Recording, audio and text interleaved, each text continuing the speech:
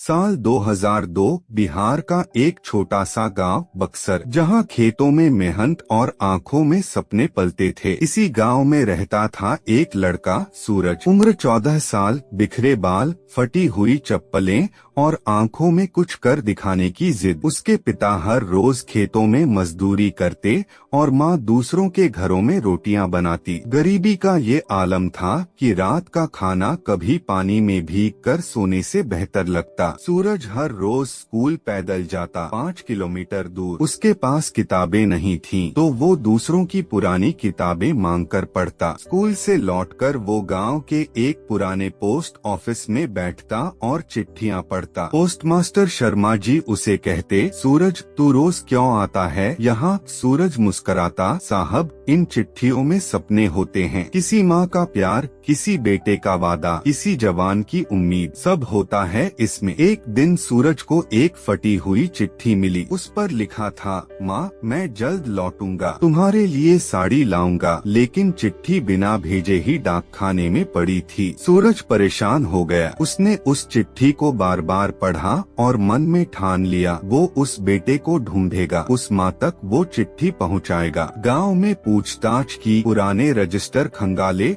हर किसी से बात की। 2 हफ्तों की मेहनत के बाद वो एक बूढ़ी महिला तक पहुंचा, कमला देवी, जो अपने बेटे की राह देखती थी। सूरज ने वो चिट्ठी उन्हें दी। बूढ़ी आंखों से आंसू बह निकले। उन्होंने कांपते हाथों से सूरज का माथा चूमा और बोली, बेटा वो अब कभी नहीं आएगा, वो कारगिल में शहीद हो गया। सूरज स्तब्ध रह गया। उस दिन के बाद सूरज बदल गया। अब वो सिर्फ पढ़ने नहीं, लोगों के अधूरे सपनों को पूरा करने में लग गया। उसने गांव के बच्चों को पढ़ाना शुरू किया, खुद पढ़ा, दिन में खेत में काम करता, रात में स्ट्रीट लाइट के नीचे पढ़ाई करता। 10वीं पास की, फिर 12वीं, सब कुछ खुद के दम पर। एक दिन वो पटना गया प्रतियोगी परीक्षा की तैयारी करने। गांव वालों ने कहा, इतनी बड़ी दुनिया है, तुम क्या कर लोगे? सूरज मुस्कुराया, अगर चिट्ठी बिना भेजे भी किसी माँ की आंखों में चमक ला सकती है तो मैं भी कुछ कर सकता हूँ। 3 साल तक संघर्ष किया, दिन में ट्यूशन पढ़ाया, रात को खुद पढ़ा, कई बार भूखा सोया, कई बार सड़क किनारे सोया, लेकिन हार नहीं मानी। और फिर वो दिन आया जब पूरे गांव में ढोल बजने लगे। अखबार की हेडलाइन थी, बक्सर का बेटा बना IAS अफसर सूरज कुमार। गांव लौटते समय उसके हाथ में एक और चिट्ठी थी। इस बार चिट्ठी में लिखा था, माँ मैं लौट आया हूँ, इस बार खाली हाथ नहीं, आपके सपनों के साथ। जब वो गांव पहुंचा, पूरा गांव स्टेशन पर खड़ा था। कमला देवी भी आई, आंखों में आंसू और हाथ में वही पुरानी चिट्ठी। उन्होंने सूरज को गले लगाया और कहा,